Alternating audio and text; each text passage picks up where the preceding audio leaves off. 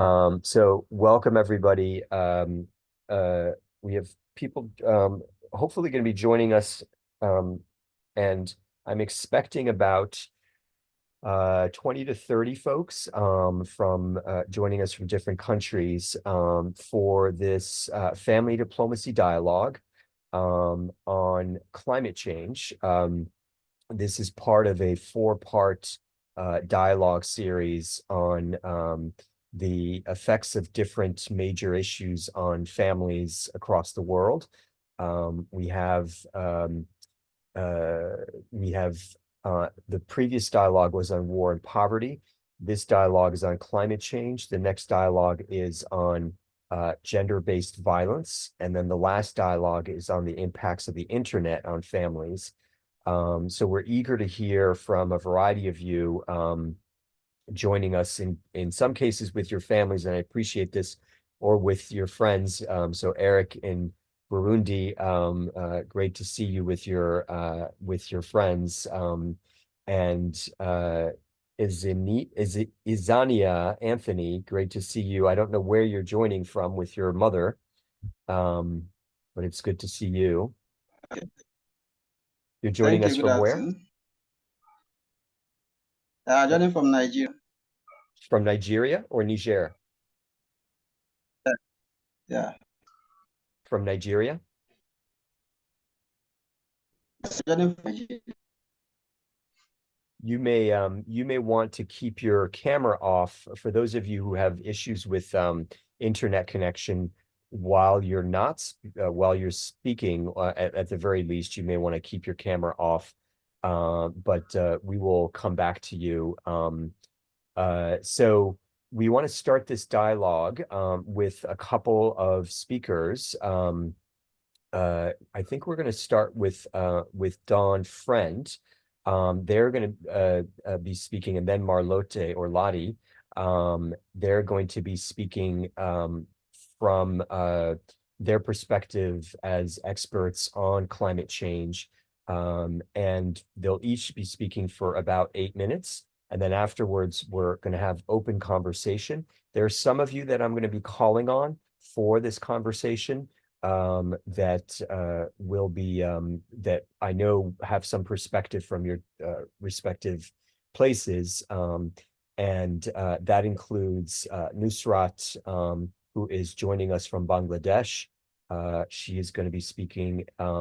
Sami, who is joining us from Pakistan, is going to be speaking on the impacts of climate change on his family and his community. Eric from Burundi, and I believe Begum is joining us from Turkey and will be speaking on climate change from her perspective in Istanbul. But we definitely want to hear from as many of you as possible during this dialogue. So I hope that you are prepared to speak and not just listen, and that you take full advantage of the Zoom chat for you to share your comments. We have interns joining us from different places, and those interns are going to be contributing to the conversation. I think actually I forgot to mention Ian Bastida, who is also going to be speaking on the impacts of climate change as he experiences them in California in the United States. So without further ado, I'm going to have Don Friend introduce himself. And Don, you will have 8 minutes, and then we'll move to Lottie. We'll have 8 minutes, and then open conversation. Don. Well, hello, everyone. I was about to say good morning, but you're everywhere around the planet. So good day, good evening, wherever you may be. I'm glad to be here with you.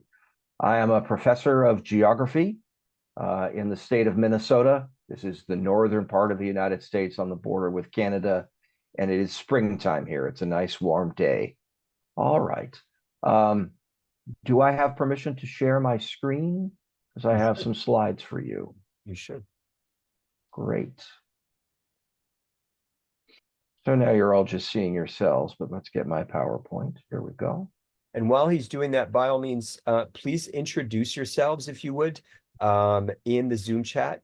Tell us what country and city you're coming from. We know some of you, but not necessarily all of you. And so it'd be great for you to introduce yourselves and tell us as much as you'd like about yourselves in the Zoom chat. Okay, so here we go. I have just 8 slides. Hopefully I'll take 8 minutes or less.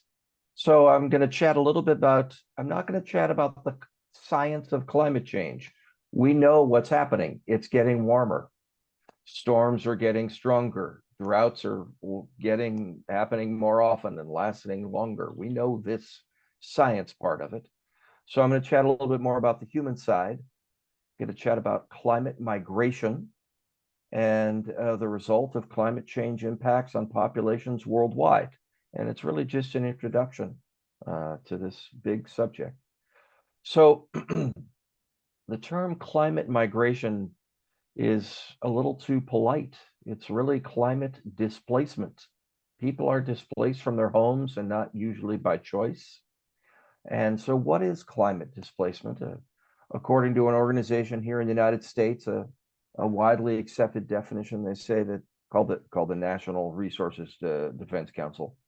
Climate displacement is movement in part due to climate-related disasters, both sudden and slow onset disasters that are either temporary or permanent within countries or across borders. Now, when destruction of property occurs, displacement, it's inevitable for those who don't have the resources to cover the costs. So if your home is destroyed, what choice do you have but to move? If your school is not operating, if your job is not there, what choice do you have but to move? It's harsh. Now, today, or in 2022, the UN High Commission on Refugees says there are at least 36 million displaced by climate disasters. I think the number is quite a bit higher. And now this is part of at least 110 million displaced persons here on the planet right now. 100 million people, that's as many people as there are in some countries. And there are this many people that are displaced by climate and by other things. And very often armed conflicts that are happening now have their roots in climate change. And so these are going to be ongoing issues, very challenging for all people and for families, certainly. Now, displacement itself, messy, difficult to predict. When is there going to be a climate disaster? How bad will it be? How many people will be displaced? It's hard to predict this. But a few things we do know. We do know that most people move a short distance from their original home in an attempt to preserve their existing social and employment networks. It's what we would all do. Although sometimes people have to move further, they have to go to other countries, and families are broken up.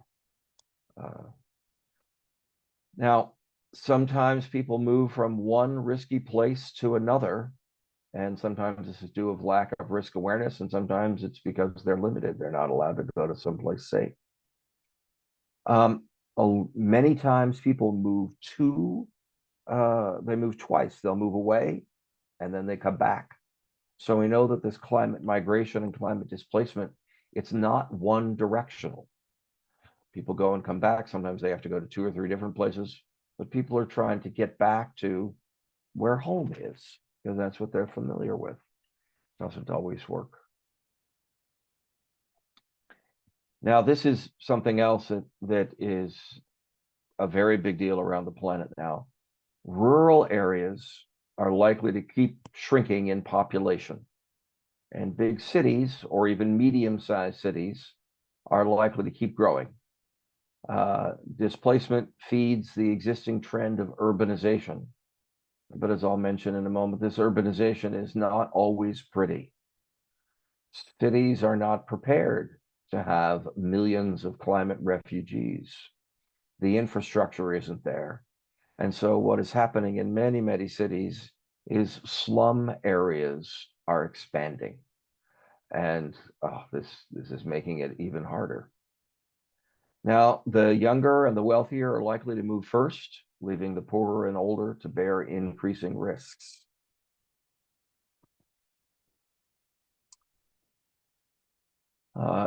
One of the upcoming seminars or one of the upcoming online meetings in another few weeks will be the inequity involved in this. But across the world, the climate crisis disproportionately affects Black people, Indigenous people, other people of color, and especially women and children.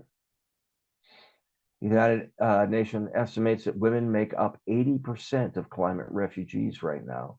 Not only are women who are often caretakers more likely than men to experience poverty, which impedes their recoveries from climate disasters, but the risks of gender-based violence against women and girls rise in areas disrupted by climate change. Bad actors come in. So many of our societies around the world are patriarchal, patrilineal. So while the men are theoretically going and rescuing and saving and rebuilding, who's left at home are the women and the children, and they are taken advantage of by bad actors. There's gender-based violence, there's an increase in human trafficking. A lot of really ugly things happen because of climate-based natural disasters. Now, this is what I was mentioning about the urban environments. There are about 1 billion people living in slums. A quarter of all people who live in an urban area live in an area characterized by its lack of infrastructure. By 2050, it is projected that that number living in slums will increase to more than 3 billion people, or at least by live in urban areas lacking in infrastructure. Almost half the people living in cities and a third of all people will live in a slum without any meaningful access to clean water, sanitation, electricity, clinics, schools, transportation, or public space. So much of what we chat about with climate change, it's depressing, and it seems there is no hope. And what do we do? Well, I'm here to say, what do we do? So transformation from climate change, it's inevitable. This is happening. We know the science, but we are not doomed to climate chaos. We can choose how to transform. How do we adapt our societies? How do we adapt our economies? How do we adapt to climate change? How can we be resilient? We have the power to do this the right way. We already know the science. Generate solar power rather than fossil fuels, all these kinds of things. So it's time now for the people at the local and family levels to create effective climate resilience for the economy, society, and environment. And you here today are part of this. You are communicating how to be citizen diplomats to get this done. And it's going to take creation of political will, but we are not doomed to chaos. We can transform the way we want to. So those are my 8 minutes. Thank you very much. Awesome, Don. Thank you. And we'll be coming back to you and to Lottie for kind of comment as we go about the open discussion. Lottie, you are next. And if you could introduce yourself and give us some background about you as well. Yeah, of course. Hi, everyone. My name is Marilta Diong. I go by Lottie. I'm a PhD candidate at University of Michigan, but I'm originally from the Netherlands. I've spent about 10 plus years living and working in Kenya. So I'm going to be talking about my sort of specific experiences there. And I do have a PowerPoint, so I'm going to try and share this. Can you all see my screen? Yep. Perfect. Yes, we can. Hopefully you're not seeing all of my notes.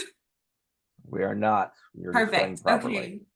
Okay. So thank you everyone for the opportunity to speak to you all today. So I just wanted to introduce myself really quickly. I kind of gave the kind of basics, but I'm a PhD candidate at University of Michigan. My work really focuses on understanding how rural communities in Kenya are experiencing and coping with climate change. I've done most of my schooling in the US, so that explains my American accent, if you were wondering. But I'm really excited to engage with you all in today's conversation because my own work really foregrounds the experiences of families and households and holds those experiences as critical. So I'm planning to structure my contribution to the conversation today just by broadly first talking about how climate change is experienced differently by different people and how we can understand that through this lens of climate justice. And then I just want to give a few examples from my own work in Kenya about how climate change can affect families and then kind of wrap things up.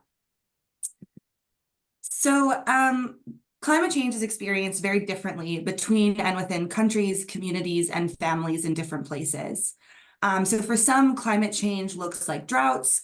For others, it's flooding. For some, it's heat waves. And for others, it's sort of intense and unseasonable storms. And some of this is caused by sort of the various physical geographies of the places. So we think about low-lying islands, they're going to be much more susceptible to sea level rise than mountainous regions. Arid or semi-arid locations are going to likely experience higher incidences of drought compared to sort of more tropical ecosystems. But what's really important to note is that regardless of how climate change is going to look like and is experienced at the local level, it's deeply intertwined with global patterns of inequality. So what this means is that the poorest and most vulnerable people tend to bear the brunt of climate change impacts, and yet they're contributing and have contributed the least to the problem. And so Dawn kind of already hinted at this, but globally, this means that the poorest countries tend to disproportionately experience the negative impacts of climate change. And these differences are caused by a number of things. So historic exploitation due to colonization, uneven development between and within countries, power imbalances, all of these things have come together to make it more difficult for certain communities to be able to respond to the impacts of climate change, as well as contribute their local knowledge to climate solutions. And even within countries, right, low-income communities, people of color, Indigenous people, people with disabilities, older or very young people, women, all of these groups can be more susceptible to the risks posed by climate change. So these ideas are often sort of collectively known as climate injustices. So for those that might not be familiar with the idea, climate justice as a movement recognizes these disproportionate impacts of climate change on low-income communities and communities of color around the world.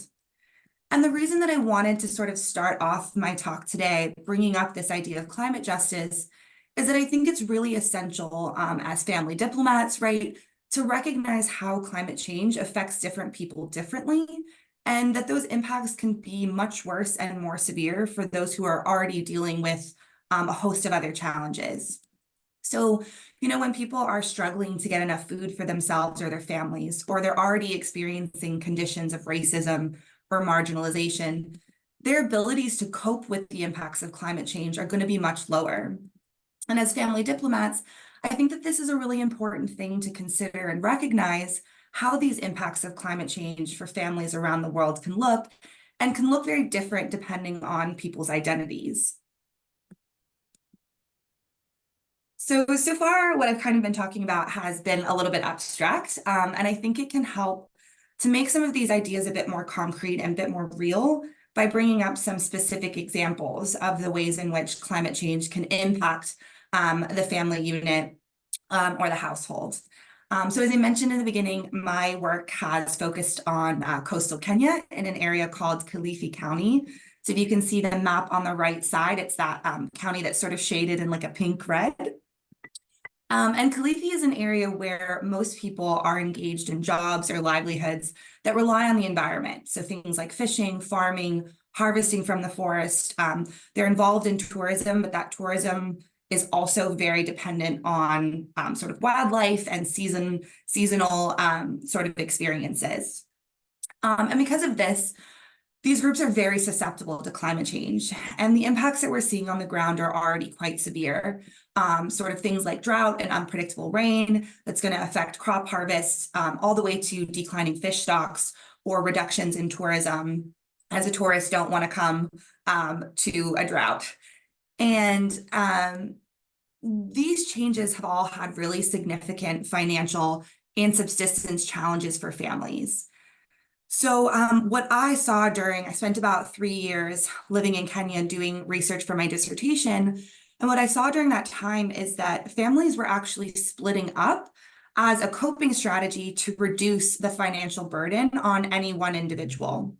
So what that meant was that when times became particularly difficult, especially during the drought, women would often leave with the young children and migrate back to their home villages to live with their parents, while the men and the older children would typically either stay in the area or sometimes even move to other parts of Kenya or even abroad to try to find temporary work. And then what would happen is when the rains would finally come and the harvest would increase, and so household incomes would also rise, the families would then all come back together again. But these reunions were often really uncertain and sporadic because the people would describe really often about how, because of climate change, it had become virtually impossible to anticipate or predict when the rains would actually come. So what they were relying on for their livelihoods and what they were relying on to be able to bring their families back together was becoming almost impossible for them to know when that would come or not. And as I'm sure many of you can imagine, this sort of splitting up of the family creates a lot of stress and difficult emotions for families. So I wanted to put this one quote that a local fisherman told me because I think it really captures the way that a lot of people were speaking about this, which was, quote, "I worry all the time when my wife and children are away, but we have no other choice. If there's not enough fish, I can't provide for the family. This is better because at least we will all have food to eat." And then a second example that I want to highlight is the impact of climate change, and in this case, droughts, the impact that it had on women and girls within households in Kenya. So because of gender division of labor in Kenya, women and girls, like in many other places around the world, are primarily responsible for collecting the family's water for drinking, cooking, and washing. To give a bit of context, in this area on the coast, there's a really high saltwater table, which means that wells or boreholes that are dug quickly become way too salty to actually use for drinking water. And because of this, most families are completely dependent on the county's piped water, which brings water in from Kenya's inland areas onto the coast. But the challenge is that many, many areas and many communities will rely on the same water source, which means that as the dry season in Kenya has become even drier due to climate change, the amount of water that's available is significantly decreasing, which is making it even more difficult for women and girls to find enough water for their households. And this was something that was described to me a lot during my research, where women really highlighted the emotional strain that took on them. So for example, one of the quotes on the screen, a woman told me, quote, "I worry about my family having enough water. I worry because humans depend on water. Without water, we will die. Water is life." The only alternative that they had was to try and purchase water from private water providers, but these prices were sometimes 10 times what the public water would cost. And this forced families to make really difficult decisions about how and where to allocate already limited resources. So for example, the other quotation on the screen really captures this idea when a woman told me, quote, "I feel like crying when the tap is empty because then I have to go to the private water taps and pay money I don't have. So then my children will eat little that day or I can't pay their school fees." So to kind of wrap things up in the light of time, what I think is really important to note in both of these examples is that while climate change is significantly impacting families, it's rarely occurring by itself. Rather, the impacts of climate change actually intersects with these other challenges, things like poverty, inequality, price inflation, a lack of job opportunities, etc., to create even more hardships for families. And I think recognizing how climate change intersects with all of these different challenges is going to be really critical to understanding who is most affected by and vulnerable to climate change, and where can we actually be most effective with interventions that we want to create. So I think I'm a little bit over time, but thank you so much all for having the opportunity to speak with you. I hope it was interesting and useful, and I'm really looking forward to hearing and participating in the discussion. So thank you very much. Awesome, Lottie. And before we open up discussion, and I do want to encourage you, as you might have seen, and I appreciate Aaron from Ghana and Begum from Turkey beginning to make comments in the Zoom chat.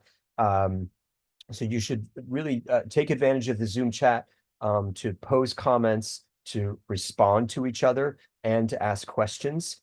If you pose questions, I'll be going through this to check out your questions and see if we want to ask those questions to our speakers. But this is really intended to be a conversation, not just a response from our speakers. And so I really do encourage, and we're going to be coming to a number of you to get your thoughts. Because you're coming from different countries, you offer different perspectives on climate change, and that's part of the value of this family diplomacy work that we're doing. I want to actually, I forgot to introduce my partner's daughter, for those of you who she's sitting right next to me, and I'm hoping she will, I'm putting her on the spot, that she will chime in.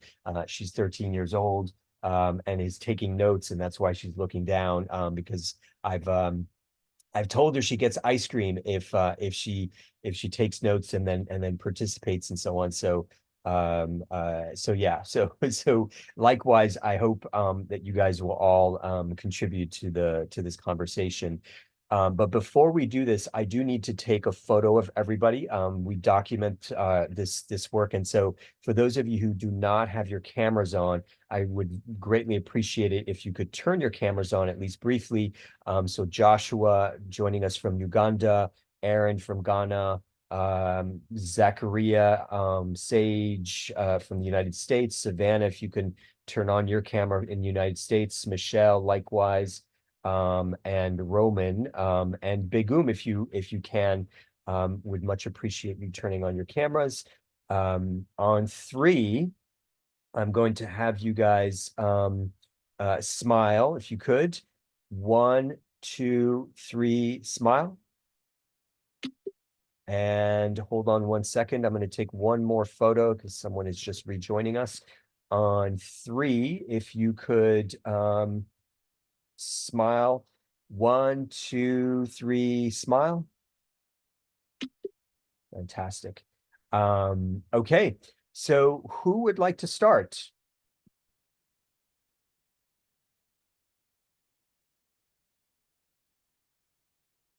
And yes, just as Nusrat has done, if you could raise your hands, use the electronic hand if you can, that would be much appreciated. Eric, I think you raised your hand, Eric from Burundi, but if you could use the digital hand, that helps me to see who's next. So Nusrat is joining us from Bangladesh. She's actually one of our family diplomats, and has been impacted and has told stories about climate change. So she's a climate change activist. Nusrat. Hi, everybody. Am I audible? Yes. Okay, so hello, everybody. And this is me, Nusrat from Bangladesh. And before starting, I just want to give the geographical location of mine because I think it's important. I live in the southern part of Bangladesh, and the city name is Borishal. And it's a one sort of coastal city, we can say, because sea is very near to us and it's surrounded by different types of water bodies. So I think that's the starting point of climate change, because as we live near to the sea and we often face different sort of natural disasters because of climate change. And I would say we have all sort of natural disasters: floods, cyclones, super cyclone, storm, and riverbank erosion. So we have tons of problems. And because of it's getting more industrial city day by day, and because of the deforestation, the temperature is really high. And last year we experienced 42 degrees centigrade, and it was and this year we are supposed to get more, and I guess maybe a 43 or 45. And so yeah, that's the thing.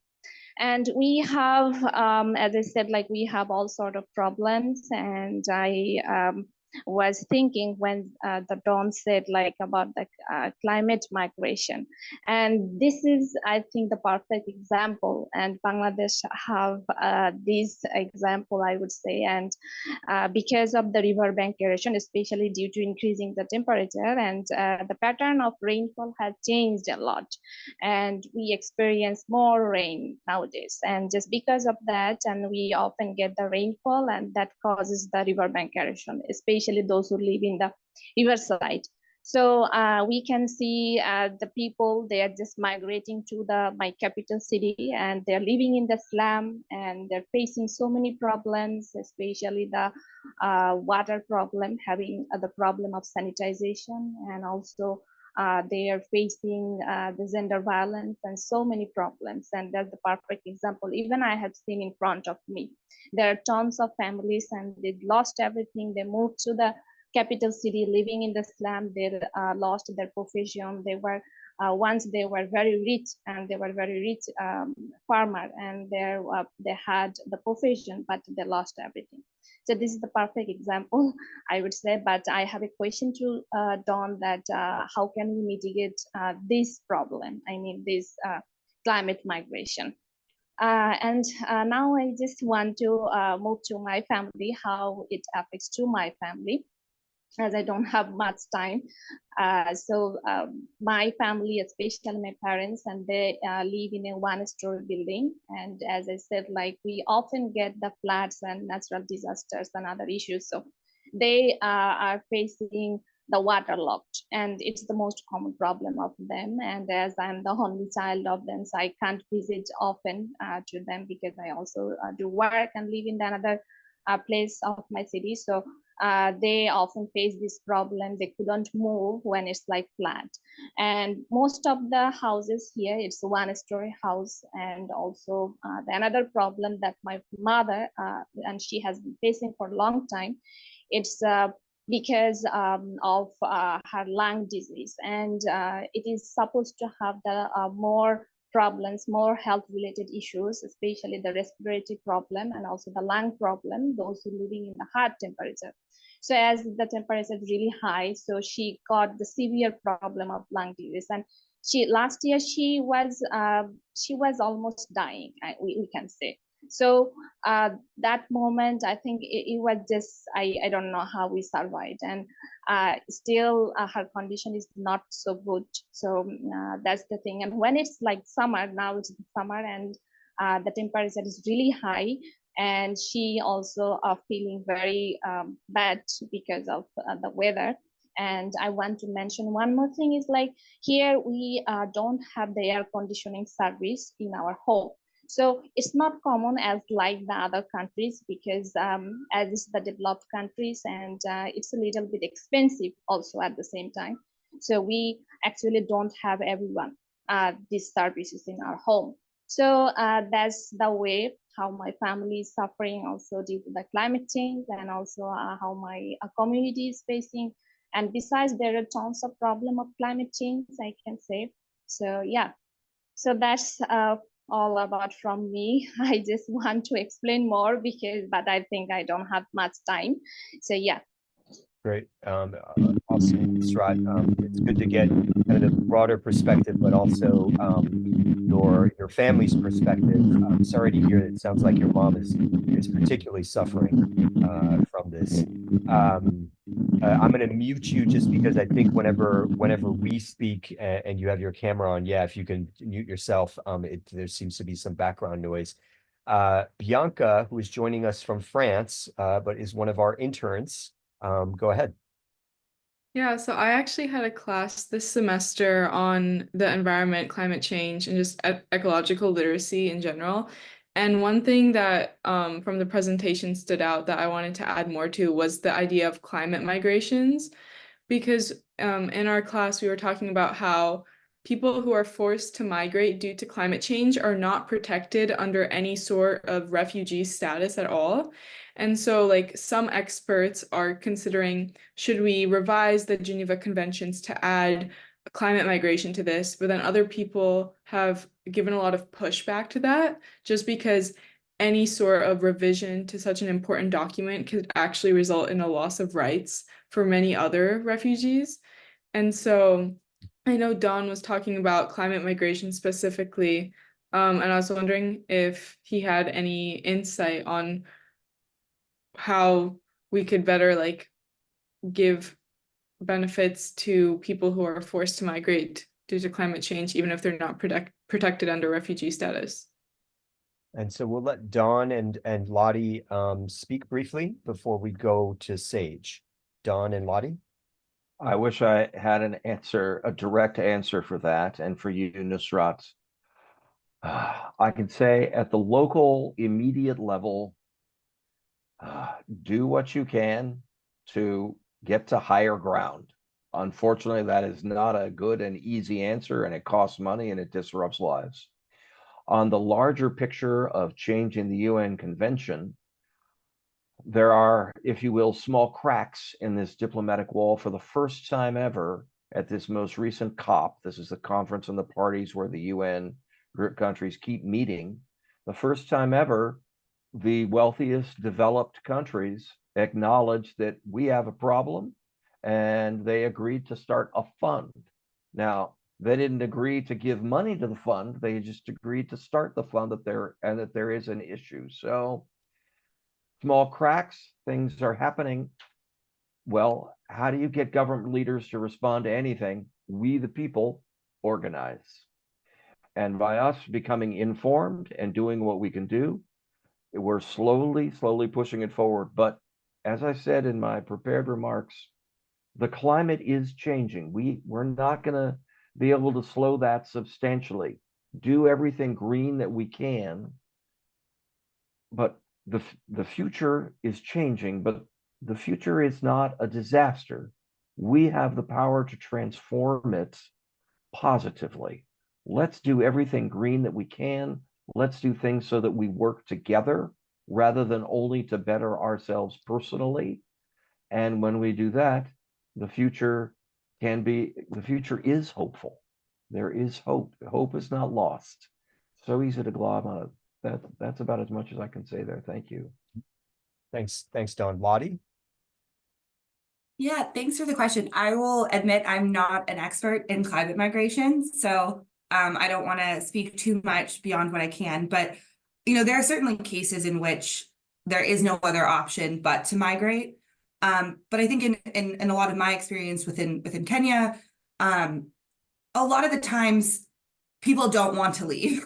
They're leaving because they feel they have no other option. And again, kind of going back to what I was talking about in my presentation, that climate change intersects with these other stressors as well. It does not occur in isolation, in a vacuum. And so I think in these cases where people are forced to move, there is maybe the possibility of trying to think about whether there are ways to kind of enable people's own agency and ability to adapt, to allow them to stay, whether it's to address employment issues, whether it's to address issues with water. I think oftentimes in my experiences, when people can stay, they want to stay. They want to stay in their homes. But that doesn't really get at these tough questions about when those homes no longer exist because of climate change. So it's a tricky one. Thanks to you both. Sage, you're next, joining us from Florida in the United States.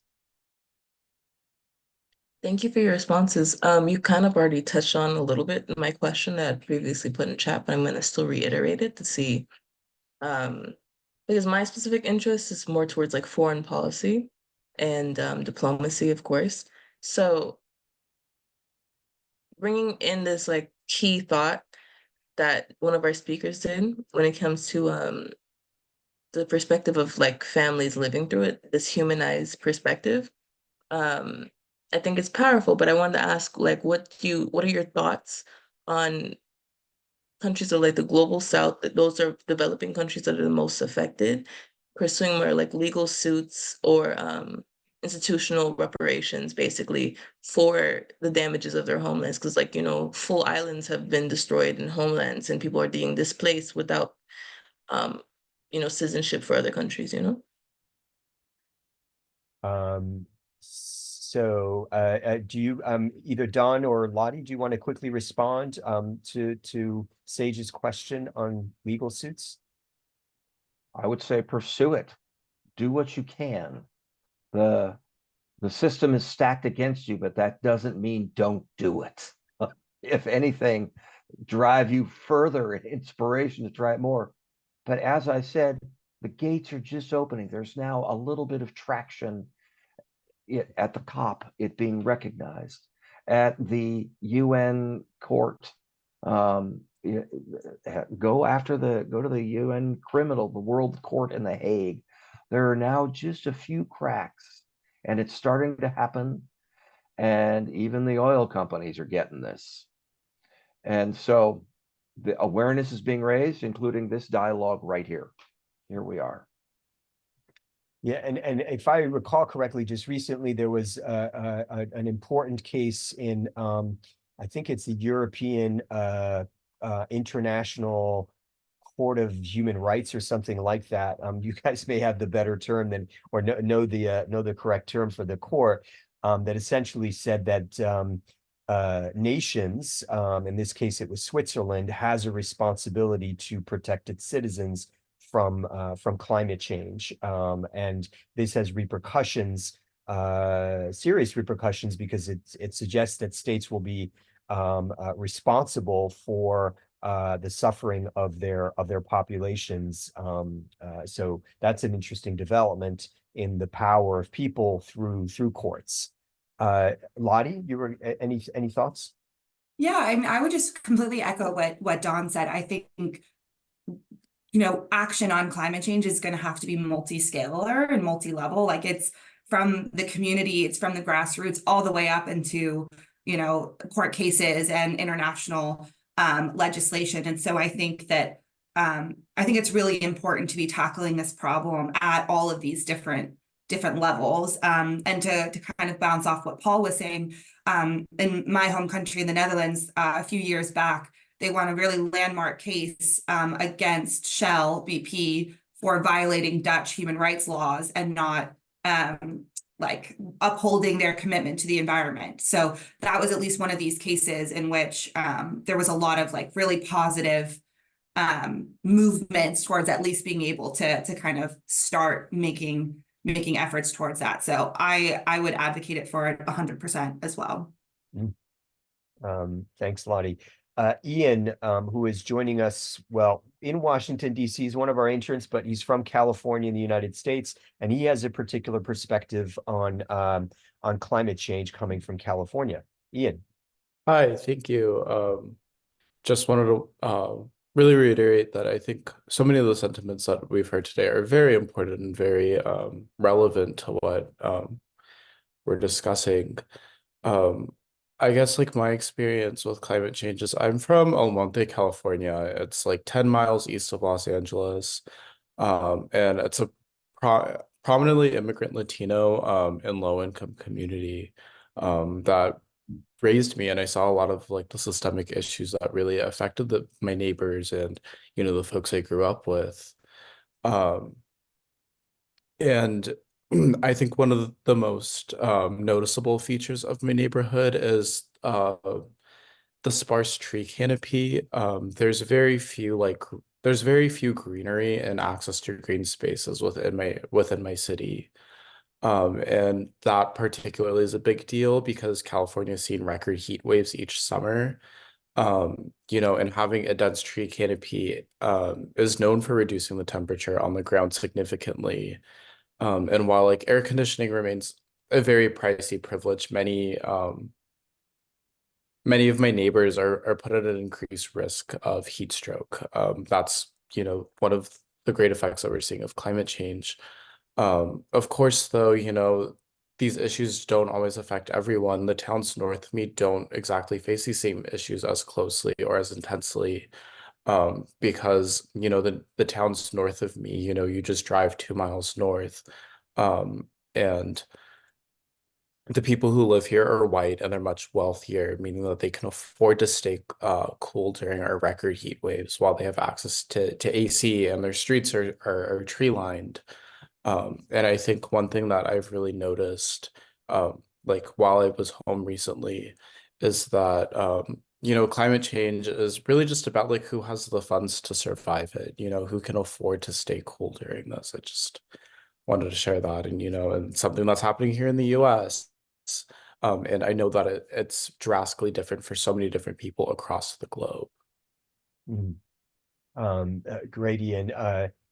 Thanks for that perspective from California. And I want to appreciate the many comments that some of you are writing in the Zoom chat. I think I want to share, speaking of solutions, we perhaps should come back to this towards the end. Jenna, who's one of our interns from the United States, who's likewise going to school in California, but is from upstate New York, in a small town in upstate New York. And she indicates some of the number of things that can be done to try to deal with the climate change problem in her comments. To our speakers, if you could, it'd be great if you can read through some of the questions, because you may want to respond, and we will be coming back to you to kind of respond to some of the questions that people have in the Zoom chat. But before we go any further with there, we have Sammy joining us from Pakistan. As you may or may not recall, Pakistan had major flooding, I believe it was last year, and it affected a large part of the country, including Sammy's own community and his family. Yeah, hello. Am I audible? Yes. Okay. So thank you so much, Paul. First of all, I would like to start with the statistic. Like recently in 2010 flood, I'm living near to my river, that is River Kabul, which flows from Afghanistan to inside in Pakistan, and that is a very huge river. So I'm living there near at the coastal area, at the river area, and in 2010, nearly 2,200 people were killed by the Great Flood, and nearly 1.6 million people were displaced, and the property were damaged. So it happens in front of me, in front of my own house was damaged. Like we have run our business there in Pakistan, especially the northern areas where I live. It's Khyber Pakhtunkhwa, Peshawar. So there, like nearly all of my whole house was just under the whole catastrophic flood, and even the whole business wasn't in the condition that can be run again.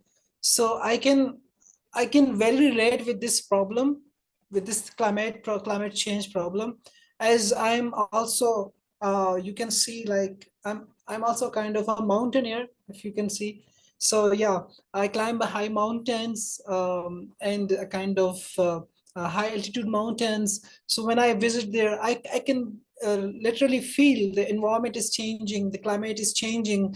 The mountains was used to be very heavy snowy, but nowadays they are melting, and they are melting, they are gathering into the rivers, into the streams, so making the level of the streams and the level of the rivers high and high.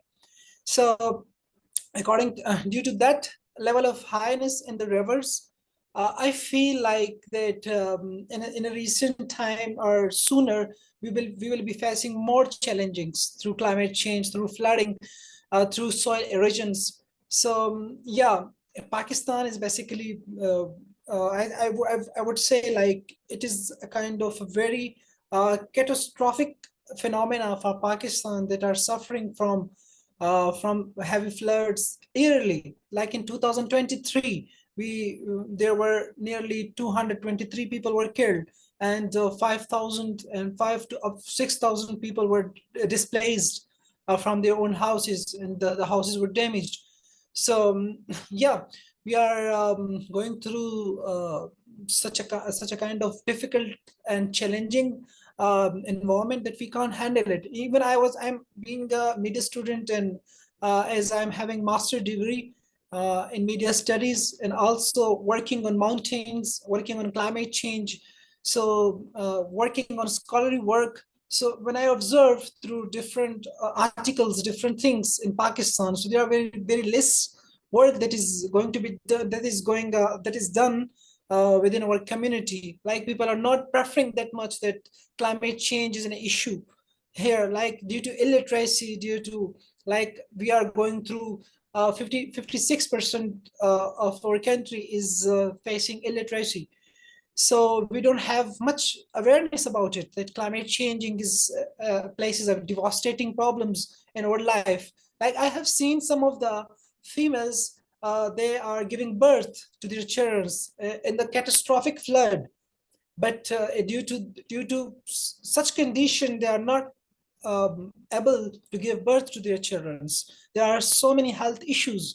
Hospitals were completely full, and there were no one to facilitate. So like people were helping each other by their own self.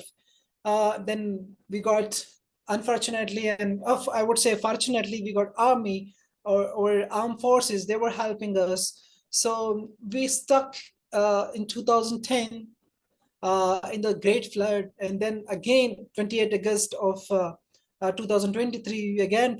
I think it's yearly and eventually damaging us. So yeah, thank you. Sammy, I particularly appreciate, so I just put in the Zoom chat, for those of you who are interested, the family stories of both Nusrat from Bangladesh, whom you heard earlier, and Sammy from Pakistan. They delivered these powerful stories about what's happening in their countries related to climate change. So you can see that they're short stories, they're about 5 minutes each, well worth watching. And so you can see that in the Zoom chat if you're interested. Sammy, I think it's particularly interesting in part because we sometimes see the photos that you take, from the mountains. They're beautiful photos of the mountains in Pakistan. But as he's pointing out, they're changing. The environment in mountainous regions is changing strikingly. You guys may be aware that the Alps used to be a great place for skiing, and that's increasingly not the case for the Alps in Europe. And I mean, in some sense, it's nice to see greenery, but it's, as you pointed out, the lack of, or the melting of the ice is aggravating the flooding that's happening in Pakistan. So really appreciate your perspective on this. Eric, who is joining us with his friends, and I really appreciate the fact that he's joining us with his friends from Burundi and has been waiting patiently to speak. Eric has an interesting perspective here coming from Burundi, and he shared this with me earlier about street vendors and the impact of climate change on street vendors. So Eric.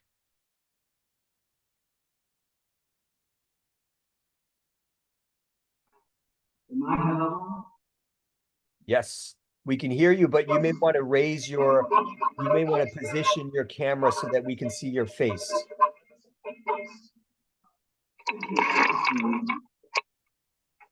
There you go. And then it's good if you stay seated. Perfect.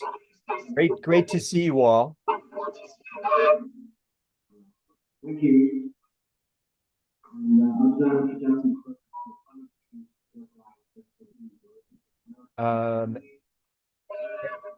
Eric, I think we're having trouble hearing you. So you may want to, I'm not sure exactly what's going on, but you may want to, I'm not exactly sure what's going on, but we're having trouble hearing you. I think in Eric's place, there are probably a lot of people with their mobile phones on. I think he's getting sound feedback, and so we're not hearing him. That might be it. Yeah, there's. Hello? Yes, I think we can hear you better, Eric. That was great. So I would like just to talk about how climate change look like here in Burundi. So last month, there was March, there was high temperature. It was increasing the way that we can't imagine. So I just read to some people who are elder. I ask, what is happening here? Because they say they're not accustomed to this, and now it's higher. It's on other level. So, but I would like just to say the impact that with the higher this temperature with the street vendors. So you know the big numbers of street vendors are women, and they why they go to street they are selling the things.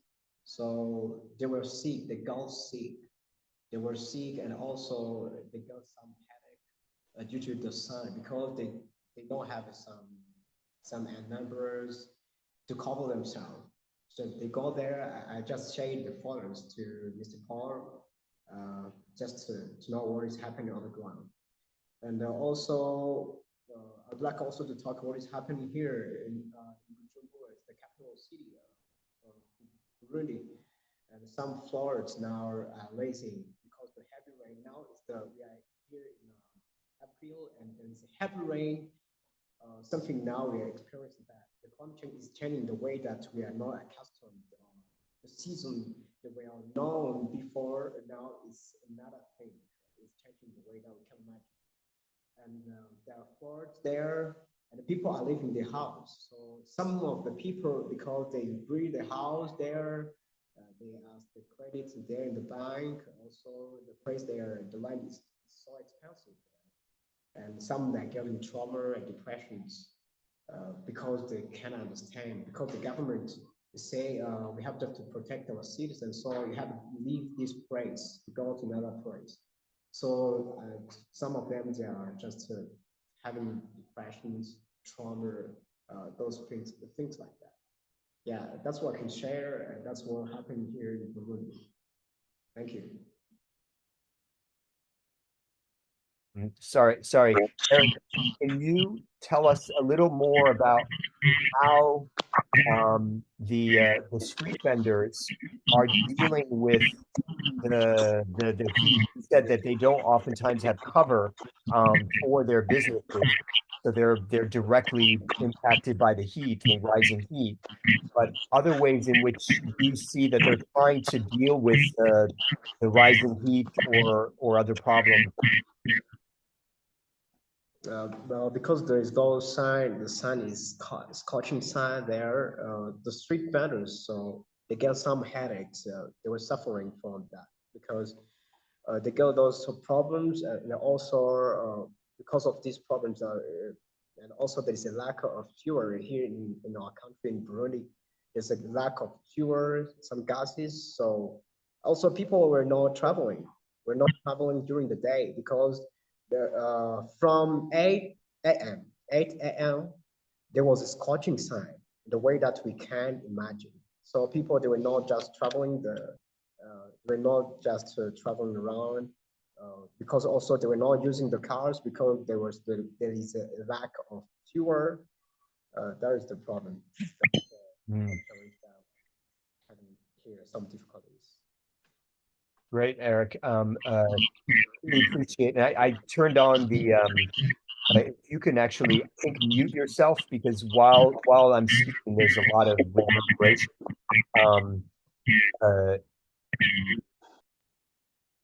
Yeah, perfect. I think that stopped the kind of reverberation.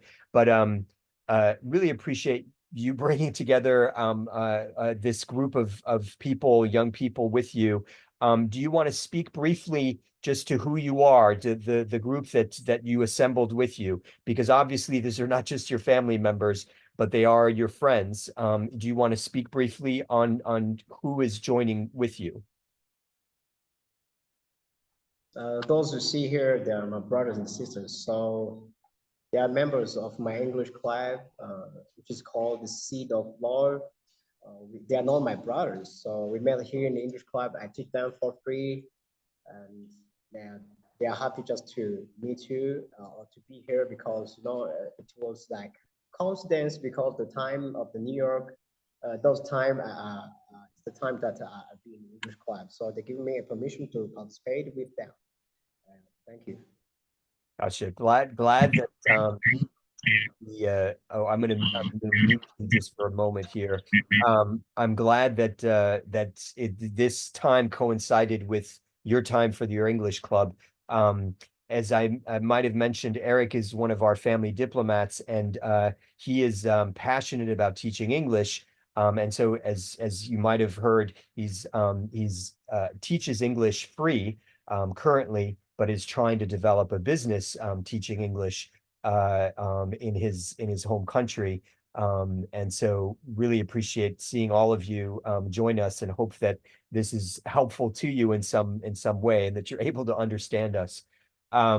I did turn on the captions, and I apologize for not having done that sooner, just in case that's helpful to you all. I'm hoping that you can each see the captions at the bottom of your screen that help to translate if there are any issues. It's not perfect, but it's some aid to helping to understand each other. So I want to turn to Eziani, excuse me, or Anthony. I'm just going to call you Anthony, from Nigeria, joining us from Nigeria. Go ahead. Okay, thank you very much. Can you hear audio? Yes, but Anthony, you may want to turn off your camera while you're speaking. I'm gonna actually, yeah, go ahead. Okay, thank you very much for this initiative. I got a call from the Learning Life to join this climate change. I'm so happy. Here in Nigeria, we have a lot of problem we are facing in Nigeria in terms of climate-related issue. Mostly the drought and reduced rainfall is one of the major problems we are facing here in Nigeria. And this have been bringing a lot of rising of air temperature, and bringing of heat wave, and as well as flooding. And in some months ago, many people have sleeping outside because of a heat wave. And we are trying to make sure that we take climate education in schools and in communities, so that people will be able to help in combating climate-related issue. And as I work as a state coordinator to Sustainable Domingo Solution Network Youth Nigeria, we have carried out community development projects in schools, and also in market and in town, visiting peoples and able to educate them on how they will help to combat the climate-related issue by planting a tree, and as well as making sure that they also have to make use of solar energy for their consumption, because we believe that Nigeria use a lot of coal, oil, and gas as one of the threats to the climate change, which rising a lot of emissions that causes a lot of problems to the world. And Nigeria make use of it, and we don't have much solar, because the solar panel here in Nigeria is very costly, and the poor people cannot have money to afford it. So we are trying to make sure that we are appealing to the government of Nigeria, so that if they can able to transmit to solar energies across all the key industries in Nigeria, so that people will be living. And most key finding that we find out to the people in Nigeria is that most people are cutting down their trees without planting another one, because the trees give us much oxygen, and also provide food for us and give us a ventilated air, and also minimize the level of heat wave within our community. So we are trying to make sure that everybody in their families are having tree plantings, and also have a climate garden within their backyard, to enable us to have a ventilated air and reduce a lot of heat wave, because we don't have much technology here in Africa and in Nigeria in terms of heat wave, like other countries like United States of America, who are using underground to store some of their emissions, so that it will not be very effective to their peoples. So we're making use of tree plantings, and encouraging people not to cut tree, and to planting, if they cut, they should have to plant another one. We have taken all this community development project, and making sure that students are most our targets, because we know that climate education is very important, that students are eager to transmit what they have learned to their houses, to transmit make sure that their families knows about how they will join hands to combat the climate change. Like I've traveled about 5 kilometers away from Nigeria to come home so that my mother will be able to see what is happening. Because my mother always faced a heat wave, and he told me that he must join us to see what is happening and how we can address this heat wave. And in where I'm working right now as administrative officer in my university, I found out that students are not even sleeping at night. Maybe during the time of something like in the afternoon, in 12 p.m., 12 noon, 1 p.m. to 3 p.m. to 4 p.m. There's a lot of heat wave. Even in the classes, they are not feeling comfortable. And even that is exposing some of the students to be, indecent dressings because of the heat. And we also working on that and how we can address it, and by playing the families to make sure that they have a tree planting, because we found out that there's a lot of cutting down trees in Nigerians and people are not planting it back, knowing that we don't have much technology, and this is only local technology that we can use to combat the climate-related issue. So I want to thank you people, and I thank the speakers for bringing this idea and making sure that we also to make sure that we combat climate change by making sure that we agree with we also work mostly on the Paris Agreement to limiting the temperature rise from 1.5 degrees Celsius pre-industrial level, and this should be the most important thing. And I want to be very happy to thank you people for bringing this idea. Thank you all. Really, thank you for joining us on this, Anthony. It sounds like you're actually involved in climate change action, right? And you're doing this full time?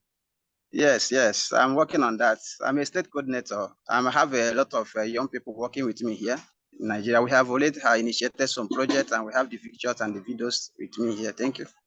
And do you feel like a lot of young people in Nigeria are really motivated to try to address climate change? Because it's yes. Okay. We have a lot of vibrant youths that are eager to, combat the climate-related issue. We have been working voluntarily, and most of them are very active working on that, knowing that climate change is not something that someone can do. It's affecting everybody. It takes some time before to happen, but at least now it happens regularly because of human activities like overpopulation, industrialization, and as well as other emission and coal, oil and gas burning every day. So there's a lot of youth that are here that are eager to work extremely to reach any level that they can use to help and combat the climate issue. And they are with me. Thank you. Great. Thanks, Anthony. That's really helpful to get your perspective from Nigeria. Some of you may know, some of you may not know, Nigeria is the biggest country in terms of population in Africa. I believe the population is around 200 million people in Nigeria. So, and it's currently undergoing some economic distress as the government is trying to improve things for people, but in the process making things difficult for a lot of people. Actually, one of our family diplomats, Chirunim, who's not with us today, is from Nigeria, from Port Harcourt, and so his family's personally suffering from the economic conditions there. I want to turn to Francisca, and if I remember correctly, Francisca, you are from Ghana, but you're going to graduate school in the United States. Is that right? Yes, Paul. I'm Francisca, originally from Ghana, but I'm currently in Nebraska, Lincoln, working on my PhD in global family health and well-being. Oh, okay, great. So I'm already here. And Francisca, can you turn on your camera? It would be great to see you while you're speaking. I think your connection is good. Yes, sorry. Right. Yeah, so thank you everyone for the great presentation. I really enjoyed learning, and also I appreciate the fact that we talked about family and the impact on climate change on families as well. Most of the time when you hear discussions on climate change, it's like, oh, climate, communities, but we tend to leave out the struggles that families go through. And so I appreciate that. And yes, I want to share the point from Ghana. I know I grew up in Ghana, and until 2021 that I moved to the US. So I know when I was in in undergrad, we used to talk a lot about climate change, and there were a lot of initiatives about tree planting and like different things. But at some point, it just went off, like it slowed down. So it was just like everybody is just focused on life, like trying to get through. I know it just died off slowly. And recently, there've been a lot of like issues around like droughts in some part of like the Volta like region, like as part of Ghana, and people are like displaced. Like a lot of people, like it's my hometown, so like I'm very passionate about it. And some people don't want to leave. They are so attached to those like where that's where they grew up, that's where their families are and everything. So it's hard for them to let go and move on.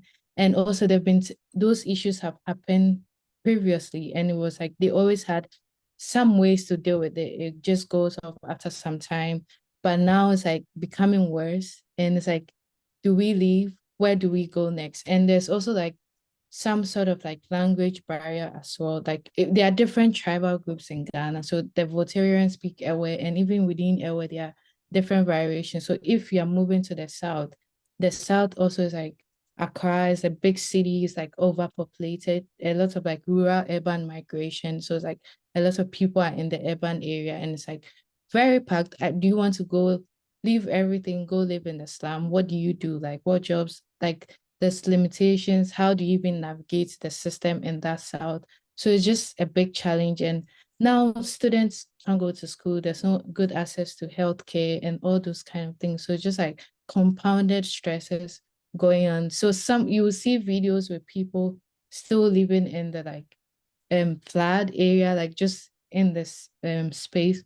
And also I know for the heat waves, there's also issue of heat waves in the south because it has a lot of like industrialization, like a lot of like big manufacturing companies, and also because it's very packed, overpopulated.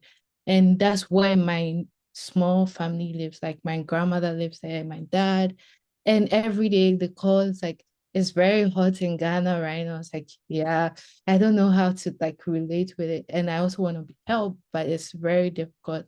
And it's also expensive. We can't afford air conditioning, like electricity bills are going high. You also want to save money for food and do other things, but you also can't stand the heat. During the day, you are stressed out. During the night, you can't sleep. And there's also a lot of health issues coming up, like skin, and also like just overall, like just different kind of health issues coming up. So it's very hard. And sometimes it's just sad, like just being not being able to like do something to like solve that issue, because I feel like, oh, you can't take a big air conditioning, take it home, save it. But I feel like they will still step out, they will have to navigate, go to places. And also, do you always have to like pay for the electricity bill? So it's just like, yeah, those are kind of the experience for my family currently, like especially with the heat waves. And also I could see that it's also affecting little children, young children, like early childhood, the preschools and all those things. So it's, yeah, I don't know, it's very good. I know we have a lot of discussion. We talk a lot about this thing. Yeah, so everyone can relate. Everyone's in Accra. It's not easy.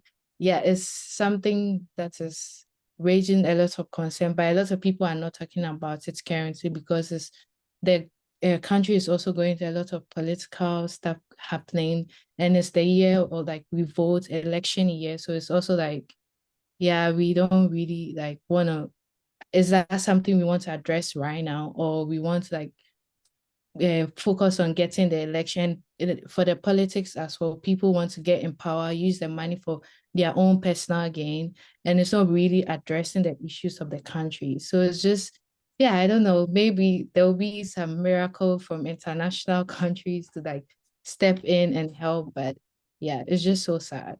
Mhm.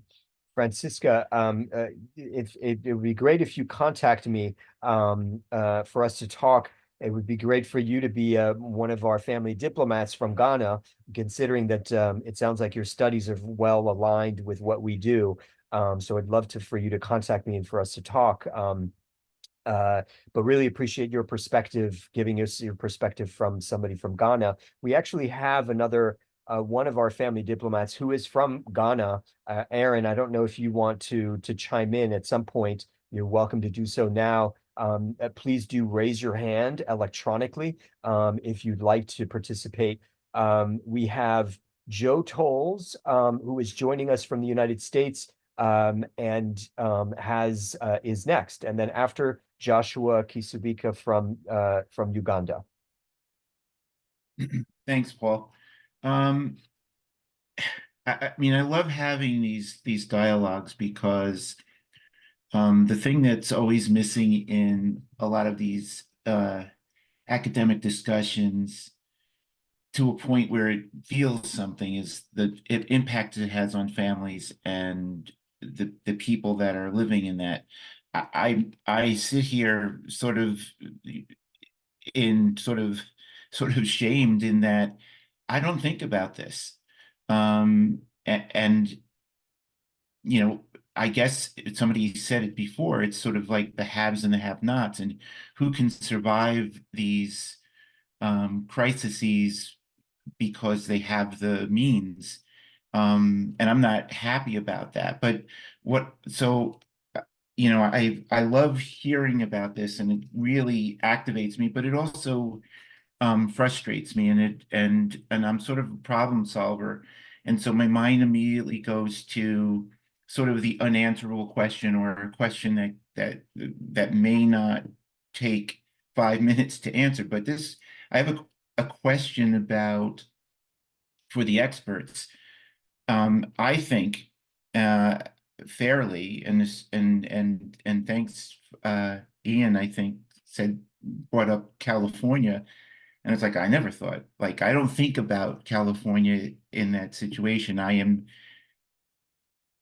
intellectually know that there are areas in this country that struggle more than none. But in the United States, I think this issue is largely ignored. We pay attention to the short-term crisis control, and there's sort of like an overwhelming conscious public denial by our politicians that there is no climate issues there.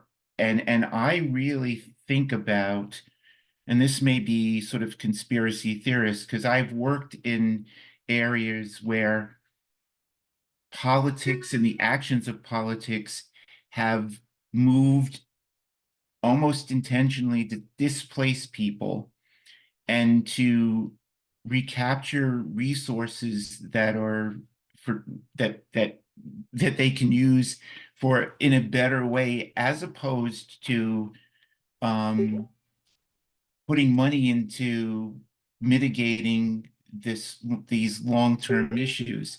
And so I guess my question is how I can't not think about how intertwined politics is in this issue, and how, at least in the United States, people that are our leaders fight real hard. And I just, again, I think this is probably a very long conversation, but what are the political issues and not even just issues, problems that really make this problem not go away? A good question, and glad that you bring politics into this, because of course ultimately governments have a major role in climate change, for better or worse. I do though want to hold off. We have just 10 minutes left, and we are going to return to Dawn and to Lottie at the end, to have them comment. So Dawn and Lottie, if you can just be prepared to wrap things up, but also just to respond to some of the questions that have been posed, would really appreciate it. And perhaps also just end on a positive note. And I think positive and also specific about the particular ways in which climate change can be addressed, not just by governments and businesses, but also by individuals and groups. So if you can come to that. But before we turn to Dawn and to Lottie again, I want to ask Joshua Kisubika, who's joining us from Uganda, to give us his perspective. Yes, Uganda. just like any other country, is also facing climate change. We've had heat waves here. We've had dry spells. We've had heavy rains that are causing mudslide and landslides in Bududa district, that is in Uganda here. And I remember in 2015, I happened to work on a project, climate change project. You know, women were suffering because of the dry spells that were affecting their animals. 80% of the population here in Uganda, of course, are involved in agriculture. Therefore, when climate hits, that definitely affects 80% and more of the population here in Uganda. So the women had no alternative, had nowhere to run on how they can adapt to the climate change that affect their families. So we positioned, I remember I was just fresh from my undergraduate, I just completed university. And then I started on this climate change projects. I was trained by the government as the youth to train the women in the villages and other fellow youth on this number of technologies.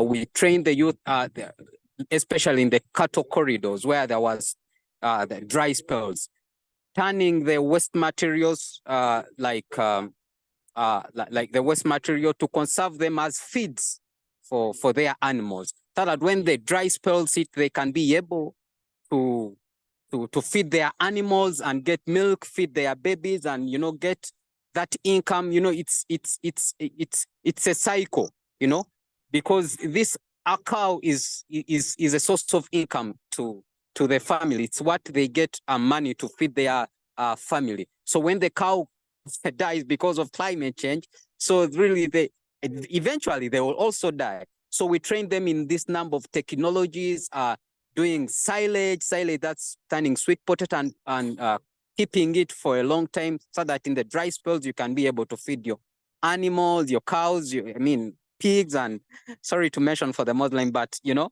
and also hay. These are you turn the dry grass. You keep the dry grass. I think in the United or in the developed countries, you've already seen this. But here in Uganda, people couldn't believe that the animals could eat the dry grass, because we are in the green. Uganda is a green country, so they couldn't believe animals could eat this dry grass. So we could teach them this number of technologies that they can keep hay and then feed their animals during the dry spells. So, but more has to be done, and that's my experience with the climate and adaptation technologies we employed, teaching the youth and then scaling it to other parts of the country. It's really interesting that you likewise, it sounds like, were involved in kind of education work on climate change in Uganda, Josh, just like Anthony. That was in 2015 when I did that project on climate change. So thanks, Joshua. We're going to turn back now to Don and to Lottie to kind of wrap things up and give us some comments and responses to some of the questions. Really appreciate that a lot of you have been contributing to the Zoom chat conversation. We actually saved those conversations and we're going to be sharing them out. So it's great to see such lively conversation between you all in the Zoom chat. So Don and Lottie, you have the last words. I will at the end just wrap things up by reminding you of the next dialogues. But Don or Lottie, who wants to go first? I'd be happy to go first, and Lottie can have the final word. To respond directly to some of the questions that I also hope help us wrap up, and I'm going to try and keep it short and sweet. Mountains are incredibly important. Mountains supply water to more than half the world's populace and contain literally about a third of the world's populace. 10 or 15 years ago, the thought was, oh, the glaciers are melting, we're going to run out of water. Okay, it turns out when those statements came up 10, 15 years ago, there was some real studies done in the high mountains of Asia, and it turns out, yes, the glaciers are melting, but the glaciers only supply about 5% of the amount of water. It's mostly the snow melt. And in the case of the Ganges River, it's the direct rainfall from the monsoon rains. The rest of the time in the Indus, the Amu Darya, the Sir Darya, the Brahmaputra, it's snow melt, and there is less snow.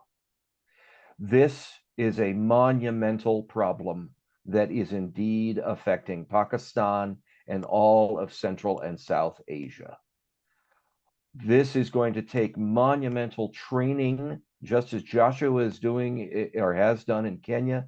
These kinds of programs and educating young people and changing methods and updating old, tired, leaky infrastructure. This is what we got to do in order to continue to help to support people. This is where much of our investment needs to go. There's always going to be greed. Individual players are always going to chase after greed. We have to try and fight that everywhere to improve the infrastructure so it improves life for us all. Now, having said that, education is core. And I want to say in this country, there are some smart people that have caught on to that. And in this country, I like to do this as a quiz. You guys don't know, most of you don't live here. Which is the largest owner of buildings in the country? And it turns out the most square footage of rooftops and land in the country in built infrastructure, it's schools. Where should the place be where we have the first solar panel green energy projects? And in the schools in this country anyway, there's a fair bit of open land. Every school needs to have all of its rooftops with solar panels and have in the corner a wind generator, and they need to have evening training programs for adults. We should be, and there are literally California's doing this, the state of Massachusetts is doing this, and I hope other countries start doing this for schools to become the models, the physical model of how you do it, and then teach the young people. Don't just have the technicians come and build the stuff on the building. You get the kids involved, teach them why are we doing it, how are we doing it. So education and involving the schools in it is a huge thing. And that is raising awareness. I put in the chat, certainly USAID, other development donor organizations, countries are advocating for this kind of training in the schools and all the future education programs to include climate. I've chatted too long. Thank you so much for your time. There is hope. Okay, there's my ultimate message. There is hope. As our societies change, let's change it for the better and try and get corruption and greed out of it as we can. Thank you. Thanks, Don. Lottie. Yeah, thanks, Don. That was really insightful. Yeah, I guess in my like ending remarks, I wanted to kind of reflect back on what Joe said about climate change is absolutely a political issue, just as much as it's a biophysical one, just as much as it's a social issue or an economic issue. And that obviously means that it comes with a lot of structural barriers and constraints to building a world, a more just world, and building a world that we kind of want to see. And the battle is difficult, of course, but I want to encourage us not to underestimate our own agency as individuals, and not to underestimate the power of collective action to pushing for the kinds of change that we want to see. So I think that's sort of my first takeaway, or if I would like to leave you all with a takeaway is not to forget your own agency and the power of collective action and coming together. And you all are already building those networks and foundations through this program. And then the second thing that I reflect a lot about in my own work is I think there tends to sometimes be an over-reliance on like Western technical solutions to a lot of these problems. And I think that tends to overshadow the power of locally driven solutions, local knowledge, indigenous perspectives. I think that there is a lot of power in those perspectives as well towards building a more climate resilient future. And so I would, I'm an advocate and a proponent of bringing forward locally driven solutions, bringing forward perspectives and expertise and knowledge of groups that have traditionally been silenced or marginalized or not, pulled into the front. So I think there's hope in that too. So I think you all on this call are already on the right track to helping us sort of envision a more hopeful world. So yeah, thank you all so much. I really enjoyed this conversation. Learned a lot from everyone. Awesome, Lottie. And that is a great segue to underscore part of the reason why we're having these conversations is to build family diplomacy across the world, right? Families are widely valued across the world. They're deeply impacted by all kinds of issues from mental health to climate change. Hence we need to bring families into the discussion and the ways in which they're impacted and the ways in which they can have an effect on these major problems that we're having, like climate change.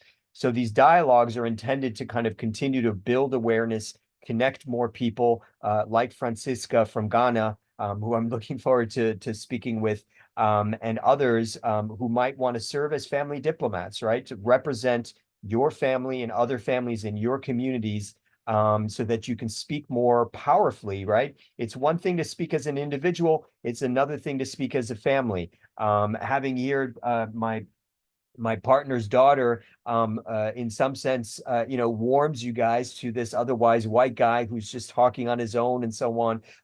It underscores that we are not alone. We are part of families, and those families matter tremendously to us, and are impacted by all of these major issues. So I want to finish off by showing you a couple of things. One is photos and I think that Eric from Burundi is unfortunately he had to skip out, but he was the one who was joining with his compatriots in Burundi, and he shared a couple of photos with us with regards to these street vendors in his community. This is one of the photos, and as you can see in this photo and this photo, they are directly exposed to increasing heat with no cover, and that can lead to all kinds of issues. So these are the kinds of people that we want to represent, right? As Lottie was pointing out, we need to hear these voices of people across the world, and family diplomacy is one powerful way to do that through this. So lastly, I want to just give you guys a sense of the next dialogue. So the next dialogue is, so there are two more dialogues. The next dialogue is May 12th. So same day, it's Sunday at noon, at 10 a.m. to 11:30 a.m. Eastern time, Washington, D.C. time. And it will be focused on gender-based violence. So we hope you will join us for that dialogue and offer your perspective, and that you'll invite others to join us as well. So I'm going to stop sharing and wish you all a good rest of your Sunday, and thank you for your participation. Bye, everybody. Bye. Thank you.